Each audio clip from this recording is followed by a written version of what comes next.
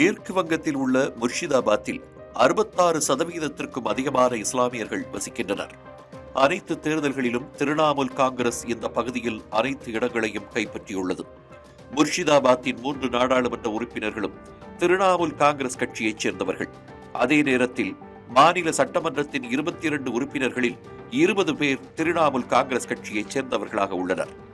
மத வன்முறைகள் நடந்த வடக்கு முர்ஷிதாபாத்தின் அனைத்து சட்டமன்ற உறுப்பினர்களும் திரிணாமுல் காங்கிரஸைச் சேர்ந்தவர்கள். அதேபோல் நகராட்சிகளும் திரிணாமுல் காங்கிரஸ் கட்சி வசமே இருக்கின்றது. ஒரு போராட்டம் திடீரென்று வன்முறையாக மாறும் என்று முர்ஷிதாபாத் இந்துக்கள் நினைத்து கூட பார்த்திருக்க மாட்டார்கள்.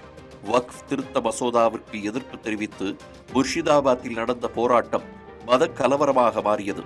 வன்முறை கொழுந்துவிட்டு எரிந்தது. குறிவைக்கப்பட்டு இந்துக்கள் தாக்கப்பட்டனர். 100க்கும் மேற்பட்ட இந்துக்களின் வீடுகள் மற்றும் கடைகள் சூறையாடப்பட்டன. இந்து கோவில்களும் இடிக்கப்பட்டன.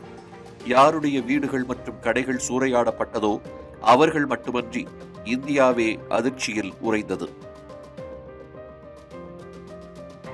மாநில காவல்துறையினர் சரியான நேரத்தில் பொதுமக்களுக்கு பாதுகாப்பு கொடுக்கவில்லை என்று அப்பகுதி மக்கள் குற்றஞ்சாட்டினர். தடை செய்யப்பட்ட பயங்கரவாத அமைப்புகள் மற்றும் அவர்களுடன் தொடர்புடைய NGOக்கள் சமூக ஊடக தளங்கள் மூலமாக இந்துக்களுக்கு எதிரான பயங்கரவாதத்தை பரப்பி முர்ஷிதாபாத்தில் ஒரு திட்டமிட்ட வன்முறையை இந்துக்களுக்கு எதிராக நடத்தியிருக்கின்றனர் என்று தற்போது நடத்தப்பட்ட புலனாய்வு தகவல்கள் தெரிவிக்கின்றன. 25,000 ஆசிரியர்களை பணிநீக்கம் செய்ததை உறுதி செய்த உச்சநீதிமன்ற தீர்ப்பை கண்டித்து பேரணி என்று ஏப்ரல் 10ஆம் தேதி அறிவிக்கப்பட்டது. அதற்கு அடுத்த நாள் வக்ஃப் திருத்த சட்டத்திற்கு எதிரான போராட்டம்.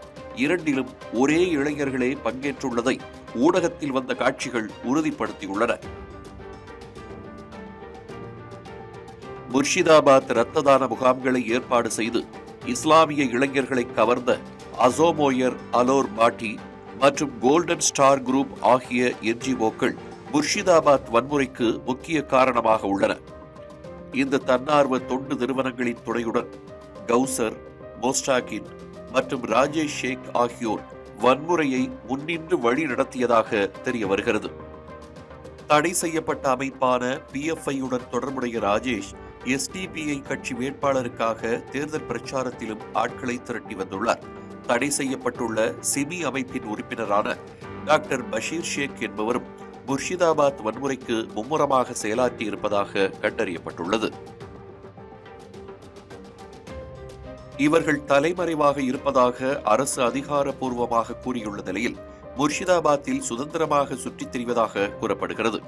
முர்ஷிதாபாத் வன்முறையில் ஈடுபட்ட இஸ்லாமிய சிறுவர்களுக்கு வக்ஃப் என்றால் என்னவென்று கூட தெரியாதது மட்டுமல்ல, அவர்களால் நமாஸ் ஓதவும் முடியவில்லை என்றும் பத்திரிகை புலனாய்வில் தெரிய வந்திருக்கிறது. வீடியோ மூலமும் மத லட்சியத்திற்காக இஸ்லாத்துக்கு தங்கள் பங்களிப்பை வழங்குமாறு இஸ்லாமிய இமாம்கள் மீண்டும் மீண்டும் பொது அறிவிப்பு வெளியிட்டுள்ளனர். உயர் நீதிமன்றம் அமைத்த 3 பேர் கொண்ட உண்மை கண்டறியும் குழு வன்முறை நடந்த இடத்தில் திரிணாமுல் காங்கிரஸ் கட்சி கவுன்சிலர், சட்டமன்ற உறுப்பினர் உள்ளிட்ட முர்ஷிதாபாத் திரிணாமுல் காங்கிரஸ் தலைவர்கள் இருந்ததை உறுதிப்படுத்தியுள்ளது. நீதிபதிகள் சௌமன் சென் மற்றும் நீதிபதி ராஜா பாசு சௌத்ரி ஆகியோர் அடங்கிய அமர்வின் முன் சமர்ப்பிக்கப்பட்ட அறிக்கையில் கொடூரமான முறையில் இந்துக்கள் தாக்கப்பட்டதாகவும் அதை தடுக்க காவல்துறையினர் முன்வரவில்லை என்றும் இந்துக்கள் வீடுகளுக்கு வைக்கப்பட்ட தீயை அணைக்க விடாதபடி தண்ணீர் குழாய்கள் சேதப்படுத்தப்பட்டதாகவும் கூறப்பட்டிருக்கிறது. அடுத்த ஆண்டு சட்டசபை தேர்தல் நடக்க இருக்கும் நிலையில் இந்த விசாரணை அறிக்கை நிச்சயம் மம்தா பானர்ஜிக்கு பெரும் பின்னடைவாக இருக்கும் என்று எதிர்பார்க்கப்படுகிறது.